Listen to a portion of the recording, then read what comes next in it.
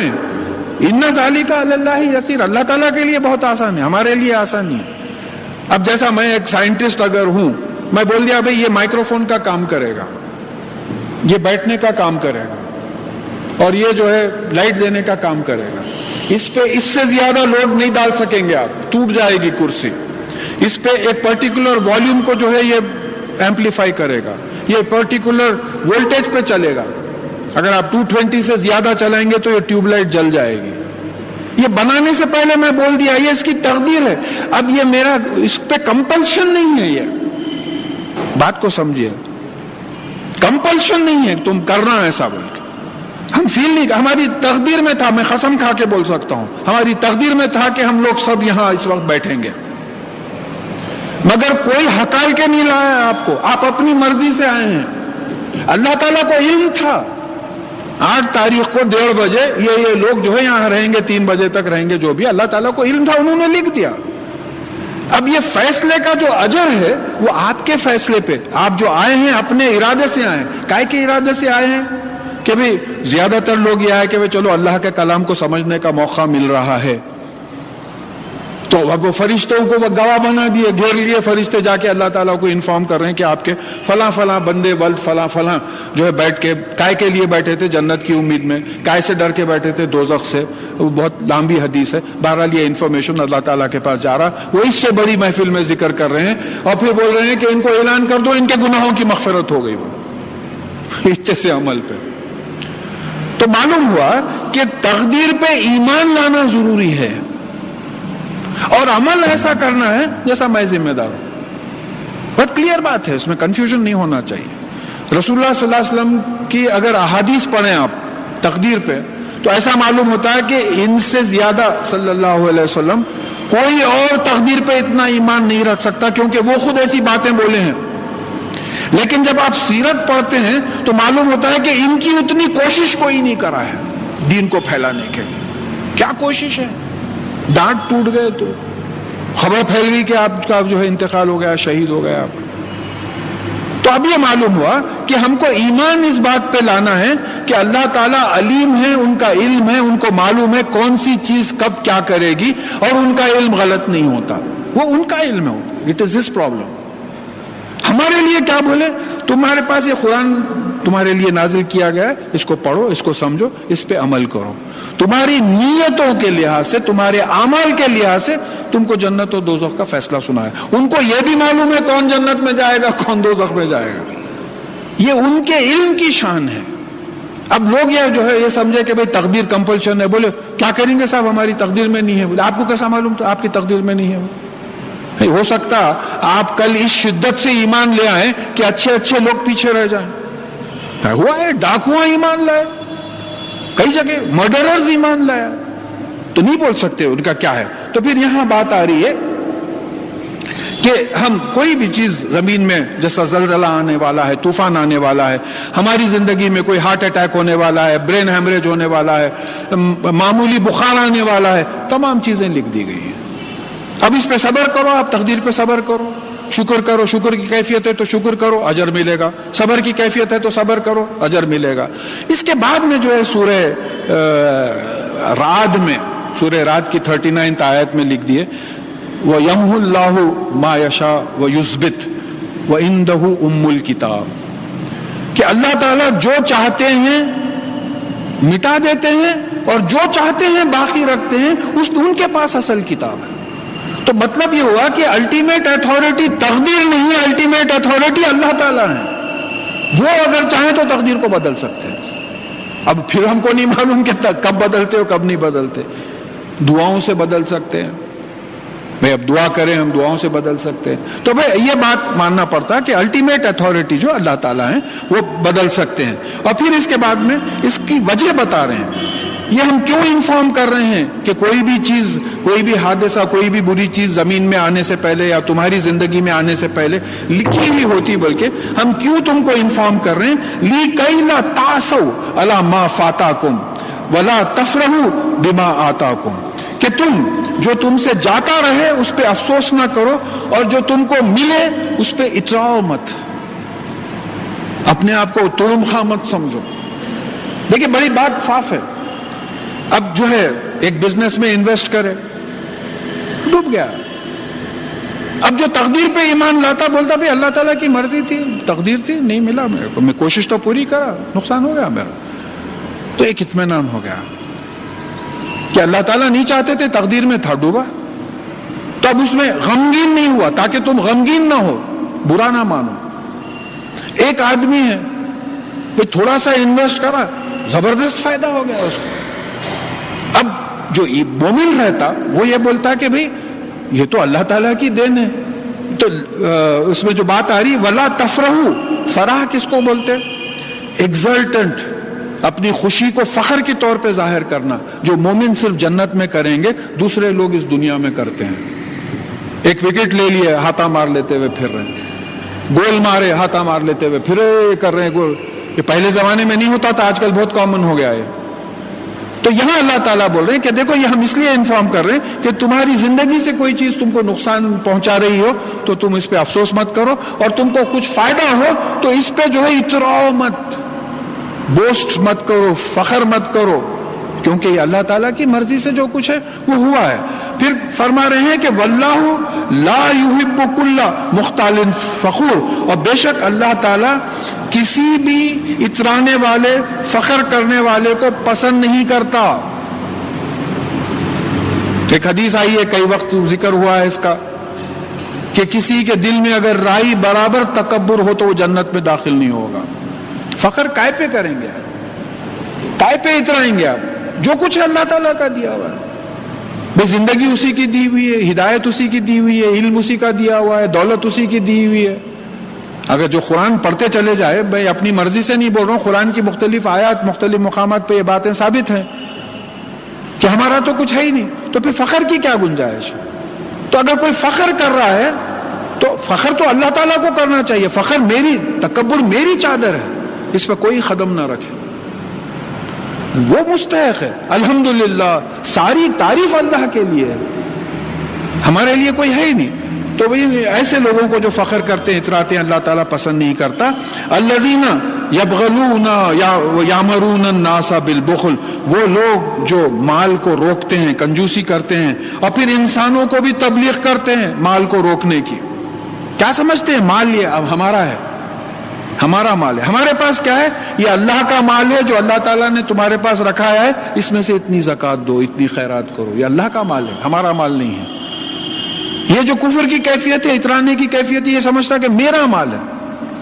دیکھیے یہ نقشہ مجھے بڑا، ریٹائر ہوتے وقت بڑا اچھا دکھا مجھے، کہ وہ سٹورز والے آ گئے، آ کے وہ میری ٹیبل چیئر، وہ جو سامان تھا انڈینٹڈ، بولے صاحب اس پہ سائن کر دیجئے، اب کوئی اور آنے والا ہے، اس کو جو ہے دے دیا جائے گا. تو معلوم ہوا کہ یہ 30-32 سال کی جو بھی سروس ہوئی اس میں استعمال کے لیے دیا گیا تھا. ریٹائر ہوئے تو لے لیے، اب کتا پوچھ کے نہیں دیکھتا ہم دفتر ہو گئے تو. اب سوال یہی، یہاں بھی یہی پیدا ہوتا کہ یہ ہماری جو زندگی ہے، جو تمام صلاحیتیں ہم کو دی ہیں، علم دیا ہے، دولت دی ہے، جو بھی ہے وہ یہاں کا ہے آزمانے کے لیے. اصل تو جو ہے اللہ تعالیٰ کی دین ہے.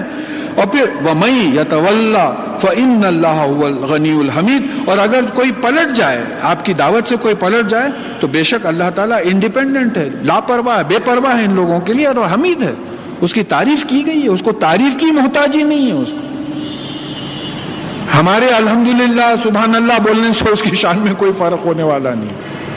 ساری مخلوق اگر اللہ تعالیٰ کی عبادت چھوڑ دے تو اس کی شان میں کوئی فرق نہیں ہوتا، اور ساری مخلوق اگر اللہ تعالیٰ کی عبادت کرنے لگے تو اس کی شان میں کوئی فرق نہیں ہوتا. تو یہ جو ہے ہم کو مان لینا ہے.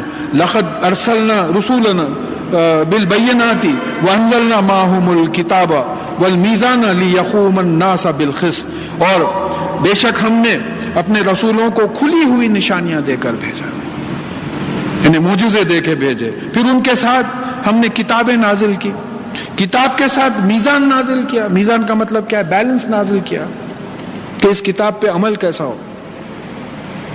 دیکھیے بات ہے، نماز ہے، نماز پڑھو، قرآن میں حکم آ گیا.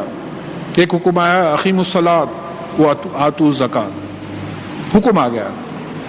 پھر ایک حکم آیا اطیعوا اللہ واطیعوا الرسول، اگر تم اللہ سے محبت کرتے ہو تو فاتبعونی، میری اتباع کرو، فالو می. یہ قرآن کا حکم آ گیا.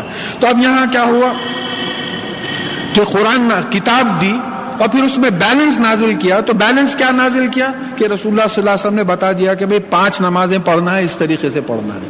یہ بیلنس ہے, اس سے کم نہیں پڑھنا. اس سے زیادہ نوافل پڑھیں گے, لیکن اس کی بھی حد. ایک نوٹ, سورہ مزمل میں بات آ گئی.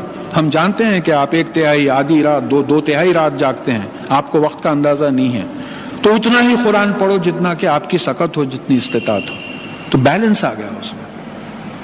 تو آپ بات لمبی ہو جاتی. کئی جگہ پہ اس کی بات آئی کہ دیکھو اللہ تعالیٰ تو تم کو اجر دینے سے تھکتا نہیں, لیکن تم عبادت کرتے کرتے کہیں بیزار نہ ہو جاؤ. آپ جوش میں آ کے بول دیا میں روز 100 دگانے پڑھوں گا.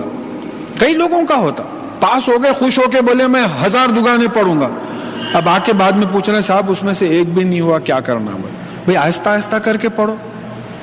بھائی اگر ایک ساتھ نہیں پڑھتے تو آہستہ آہستہ کر کے پڑھو. تو یہاں بیلنس بھی بھیجا, کتاب بھی بھیجی, کتاب کے ساتھ توازن بھی بھیجا. اب یہ بولا کہ بھائی تمہارے پاس دولت ہے تو 2.5% زکوٰۃ ہے. بیلنس ہے. ایسا تقاضا نہیں ہے کہ 97.5 دے دو اور بیوی بچوں کو بھوکے مارو, نہیں. ایک عام جو وہ آیا اس کے ساتھ کائے کے لیے آیا, لِيَقُومَ النَّاسُ بِالْقِسْطِ, تاکہ انسان یعنی کیا بولنا چاہیے, جسٹس پہ قائم ہو, انصاف قائم ہو, انسانوں میں جو ہے انصاف قائم ہو. وَأَنزَلْنَا الْحَدِيدَ, دیکھیں 2 ہی الفاظ ہیں, وَأَنزَلْنَا الْحَدِيدَ, اور سائنس کی ایک بہت بڑی مسٹری سالو ہو گئی ہے. انزلنا, ہم نے نازل کیا, حدید لوہا. اب زمین میں کافی لوہا ہے, یہ سب بھرا ہوا ہے لوہا, اندر بیمز میں ہے, چھت میں ہے, پورا لوہا بھرا ہوا ہے. تو اللہ تعالیٰ بول رہے ہیں کہ ہم نے حدید نازل کیا ہے, اوپر سے نیچے بھیجا. تو اتفاق سے میں جب ترجمہ قرآن کا کر رہا تھا تو اس میں ریفرنسز ہیں ایکسپلینیٹری نوٹس میں. تو ایک جرنل میں ایک آرٹیکل آیا تھا کہ زمین پہ جو لوہا ہے آئرن, وہ زمین میں نہیں بن سکتا, اس واسطے کہ اس کا جو نیوکلیس ہے اتنا کمپیکٹ ہے کہ اس کو جو ہے پریشر کی ضرورت ہوتی, وہ پریشر زمین پہ نہیں ملتا, صرف ایک کوئی ستارے میں ملتا ہو. تو ہمارے سے وابستہ جو ستارہ ہے اس کا نام ہم سن دے دیے, سورج, شمس. ستارہ ہے وہ, ایکچولی سٹار ہے وہ. تو معلوم ہوا کہ زمین کا جو آئرن ہے اس کا اوریجن سورج ہے. تو اس سے ثابت ہوا کہ پورے پلانٹس جو ہے دے اوریجنیٹڈ فرام دا سن. تو یہ پلانیٹری سسٹم کا 99% سے زیادہ ماس جو ہے سورج کا ہے, وہ 1% سے کم جو ہے پورے پلانٹس کا ہے. تو اس کی مثال سائنٹسٹ کچھ ایسا دیتے ہیں کہ بھئی اگر کوئی بنڈی کیچڑ میں جا رہی ہے تو پیچھے کیچڑ گرتے چلے جاتا, تو یہ سورج جو روٹیٹ ہو رہا ہے تو ہو سکتا ہے کہ تھوڑا تھوڑا مواد گرا اور یہ اتنے 9 پلانٹس بنے, 11 پلانٹس بنے, جو بھی ہے. اور ایک تھیوری یہ ہے کہ کوئی اور بہت بڑا سٹار سورج کے قریب سے گیا تو گریویٹیشن کی وجہ سے وہ کھینچے گیا, کھینچ کر کچھ مادہ جو پیچھے گرا وہ سورج کی کشش کی وجہ سے اس کے اطراف گھومنے لگا. بہرحال ایک بہت بڑی مسٹری جو ہے سالو ہوئی کہ یہ جو نکل آئرن کور ہے, یہ جو پورا لوہا یہاں بھرا ہوا ہے, یہ زمین میں نہیں بلکہ سورج کا ہے, سورج سے آیا ہوا ہے. تو اوریجن آف دی ارتھ اگر آپ کو معلوم کرنا ہے تو اٹ اوریجنیٹڈ فرام دا سن. بہت بڑا ایسٹرونامیکل اور جیولوجیکل پرابلم جو ہے سالو ہوا, جس پہ ابھی گیس ورک چل رہا ہے. پھر کہا کہ فیہ باس شدید, اس میں جو ہے شدید طاقت ہے, انٹینسٹی ہے. آپ دیکھیے اس سے تلواریں بنتے ہیں, گنز بنتے ہیں, بلٹ کا وہ کرتا ہے, اتنی بڑی بلڈنگ کو جو ہے تھامے ہوئے ہے. اب آئرن کے استعمال کے بارے میں کیا بولوں میں, پوری کیمسٹری پڑھانا پڑے گا. تو اس میں جو ہے یعنی ہم نے اوپر سے نازل کیا, اس میں جو ہے, اور پھر اس کے بعد میں وَمَنَافِعُ لِلنَّاسِ, لہذا اس کی سختی کی وجہ سے, اس کی کوالٹیز کی وجہ سے انسانوں کو اس میں بہت سے فائدے ہیں. یہ بھی حق ہے, 100% حق ہے کہ لوہا سے انسانوں کو کئی فائدے ہیں. اب اللہ تعالیٰ بول رہے ہیں کہ اس کے نازل کرنے کا کیا مقصد تھا. وَلِيَعْلَمَ اللَّهُ مَن يَنصُرُهُ وَرُسُولُهُ بِالْغَيْبِ, تاکہ ہم جان لیں, ہم نشاندہی کر دیں. جانتے تو ہیں اللہ تعالیٰ, ہم مارک آؤٹ, تاکہ ہم نشاندہی کر لیں کہ کون ہم کو اور ہمارے رسولوں کی مدد کرتا ہے, ہم کو بغیر دیکھے کے,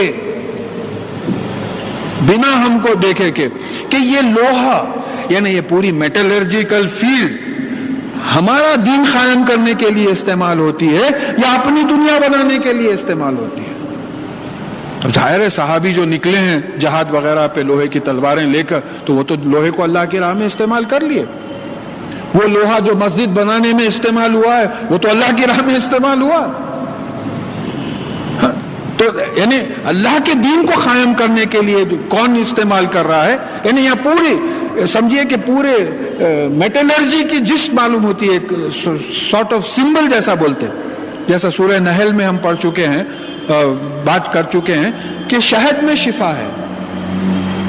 تو حضرت مناظر حسن گیلانی رحمۃ اللہ علیہ نے کہا کہ یہاں اشارہ ہے کہ پلانٹس کے ایکسٹریکٹس میں دواؤں کا اثر ہے، قرآن میں اشارہ ہے.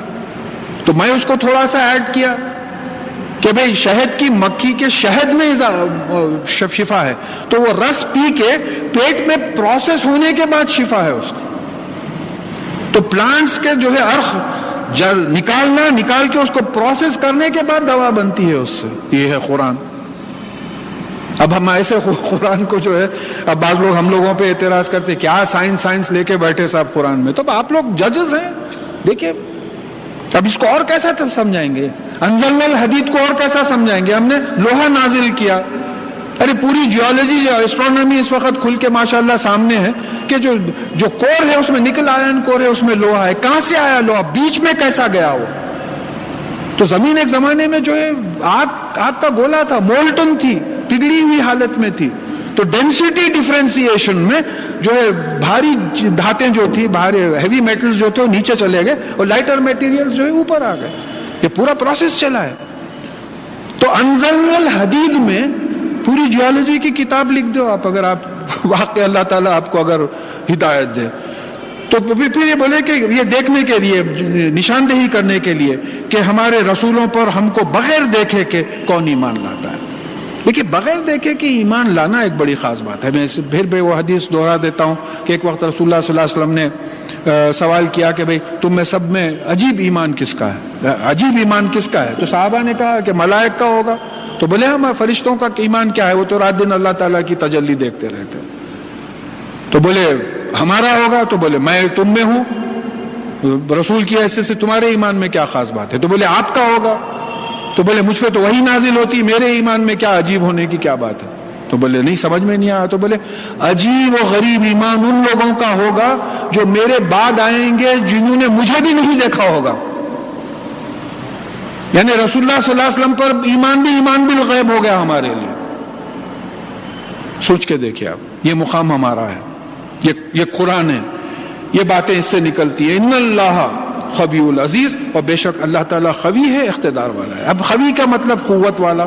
قوت اس سے پہلے بات آ چکی ہے کہ قرآن نے اس کو کیسا سمجھایا ہے کہ بھئی ایک عورت جو ہے تاگے ملا کے جو ہے فائبرز ملا کے ڈوری بنانے کے بعد دیوانی عورت تھی، وہ زمانے میں توڑ دیتی تھی اس کو. تو اس کو آپ قوت دینے کے بعد توڑ دیتی بولے. تو قوت کے معنی کیا ہوئے؟ کئی چیزیں مل کے جیسے طاقت پیدا ہوتی، اس کو قوت بولتے. طاقت الگ چیز ہے، قوت الگ چیز ہے. اللہ تعالیٰ قوی ہے، مطلب کیا ہے کہ اللہ تعالیٰ اپنے تمام اسماء الحسنہ ایک وقت میں آپریٹ کرتے ہیں. اتنی قوت ہے ان کو. کہیں قہار ہیں، کہیں غفار ہیں، کہیں رحیم ہیں، کہیں رؤوف ہیں، کہیں کریم ہیں. تو یہ جو ہے اللہ تعالیٰ قوی ہے، اور پھر یہ قوت کے ساتھ وہ عزیز بھی ہیں، اقتدار بھی ہے، ان کو مائٹ بھی ہے، جو چاہے وہ کر سکتے ہیں.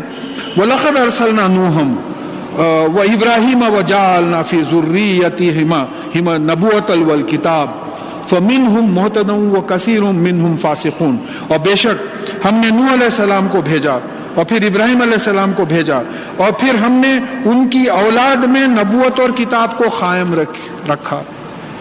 نوح علیہ السلام کی اولاد میں ابراہیم علیہ السلام، ابراہیم علیہ السلام کی اولاد میں اسماعیل علیہ السلام، اسماعیل علیہ السلام کی اولاد میں آخری نبی محمد صلی اللہ علیہ وسلم. پھر ابراہیم علیہ السلام کی دوسرے بیٹے اسحاق علیہ السلام کی اولاد میں آخری نبی عیسیٰ علیہ السلام. تو نبوت ابراہیم علیہ السلام کے بعد نبوت کسی اور فیملی میں نہیں گئی. تو ہم نے نوح علیہ السلام کو بھیجا، ان کے بعد ابراہیم علیہ السلام کو بھیجا، اور نبوت جو ہے انہی میں رکھا. تو ان میں سے بہت فَمِنْهُمْ مُهْتَدٌ، تو ان میں سے ہدایت پہ بھی ہیں، راستے پہ چلتے ہیں ٹھیک جنت کے راستے پہ، اور بہت سی تعداد ان کی ہے جو فاسق ہیں، یعنی حد سے نکل جاتے ہیں، راستے سے ہٹ جاتے ہیں. بہت بڑی تعداد ہے. ثم خفینا علی آثارہم برسولنا وخفینا بعیسیٰ ابن مریم وآتیناہ الانجیل.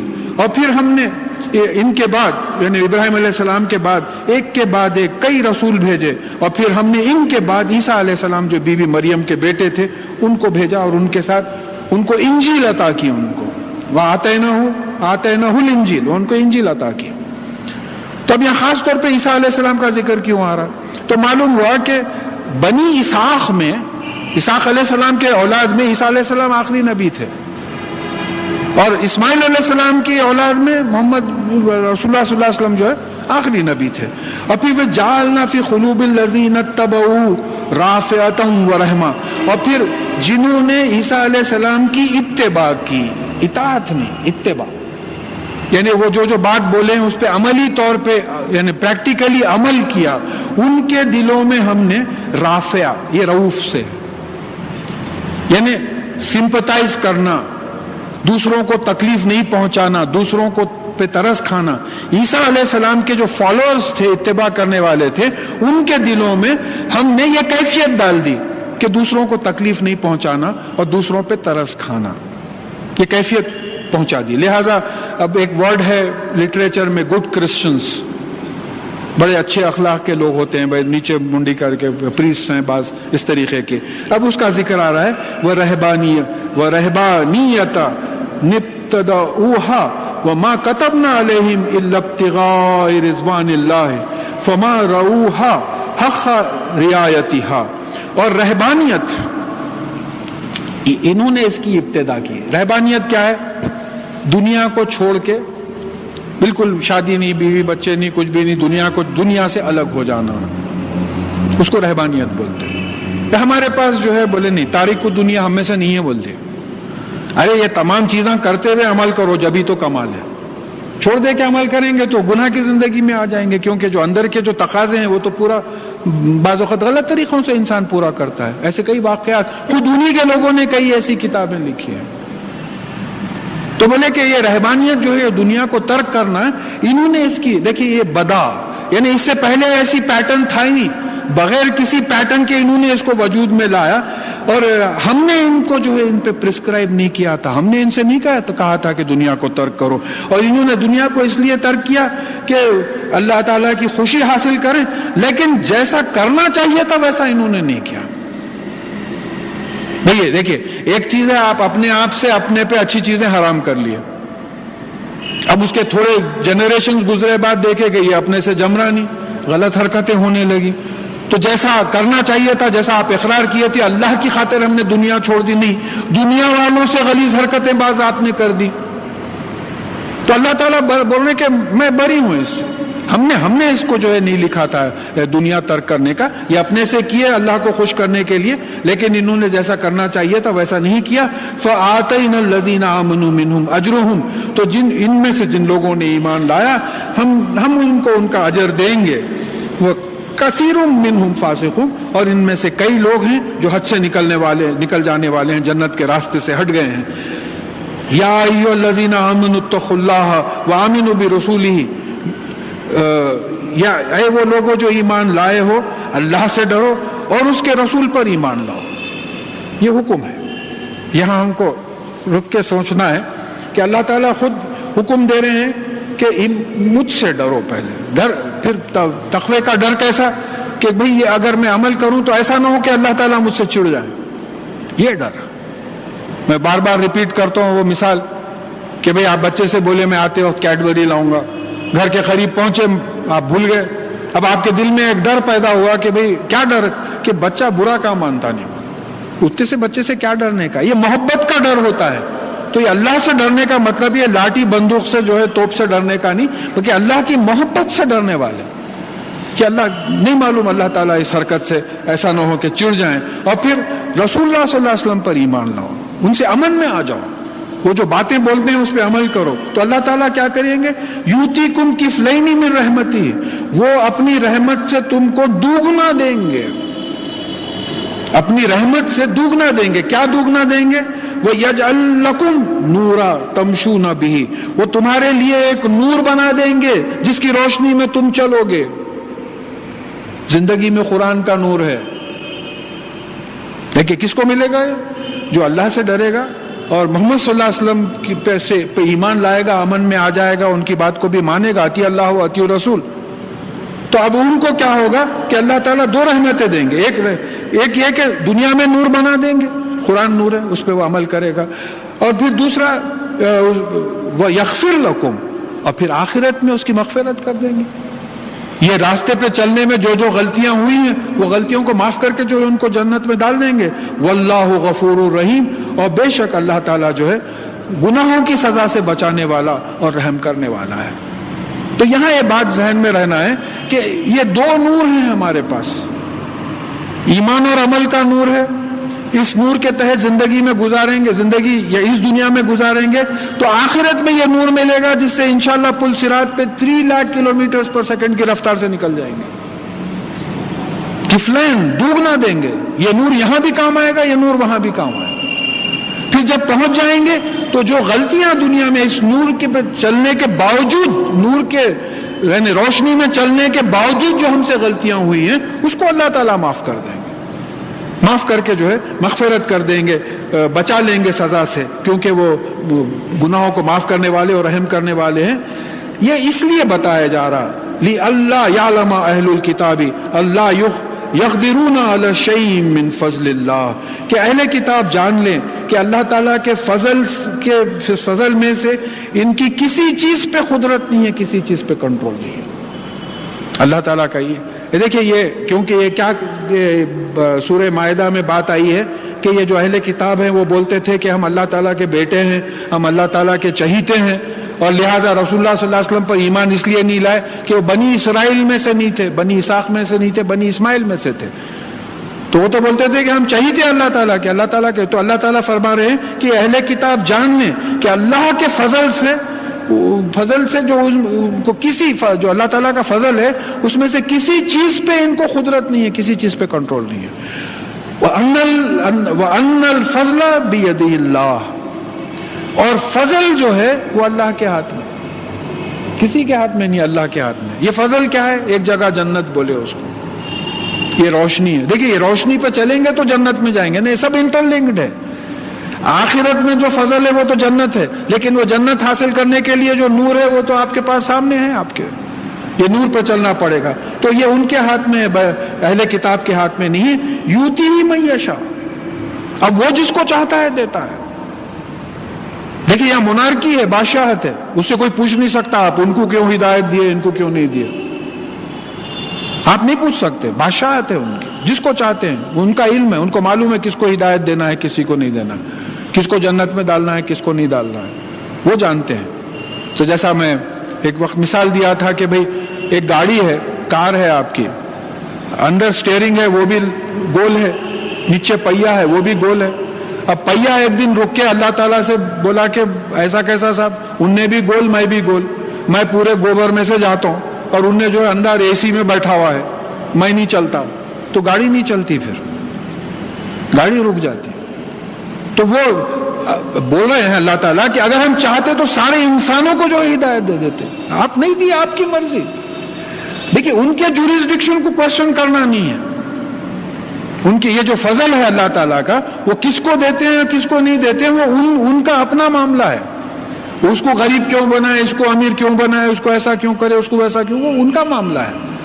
ہمارا معاملہ کیا ہے کہ ہمارے سامنے کتاب, ہم کو صاحب کتاب بنا دیا ہے, اس کو پڑھیں, اس پہ عمل کریں. تو وہ یؤتیہ من یشاء واللہ ذو الفضل العظیم, اور بے شک اللہ تعالیٰ بڑے فضل کا جو ہے مالک ہے. تو یہاں سورہ حدید ختم ہوا.